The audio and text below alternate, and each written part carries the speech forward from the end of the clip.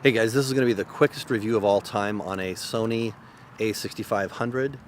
This is a little camera from Sony that I've owned for about 3 months. I actually just sold it this morning on Amazon. I'm going to go ship it out right now. It's not that I think it's a horrible camera. I'm going to let this truck go by because it's kind of loud. There it goes. I don't think it's a bad camera at all. I think it's probably okay for some people. It just didn't work out for me. Really quickly, the good things about the camera, what it does well is the 24 and 30p 4K. It looks really good. It's really sharp, has pretty good face detection, has in-body image stabilization, which is good. All that stuff's good. Where the camera starts to go downhill is the 60p that you're going to use to slow down and make slow motion is okay. It gets a little bit soft. It's HD. It's not bad though. But the 120 to me was just not good. You have to shoot a lot of 120 to get even a little bit of usable footage.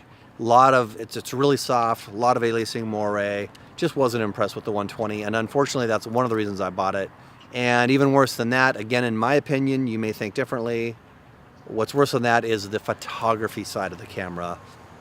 For me, I just thought the photos from this thing are just not good at all.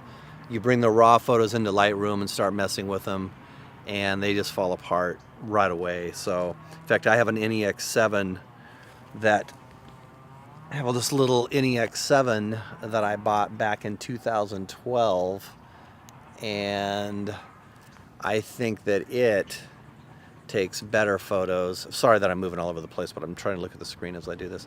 I think this NEX7 takes better photos than this A6500. They're actually really close. They have the same size sensor. But anyway, in closing, I've had people ask me about this camera. Should I buy it? What do you think? I think if you're a vlogger, I think a Canon 80D is probably just as good, if not better, because it has the articulating screen. Sure, it's not 4K, but I mean, come on. 4K matters when you have a theatrical release. When you're going to YouTube, does it really matter? I don't think it does. That's up to you. You can decide whether you think that matters or not. I don't think it does.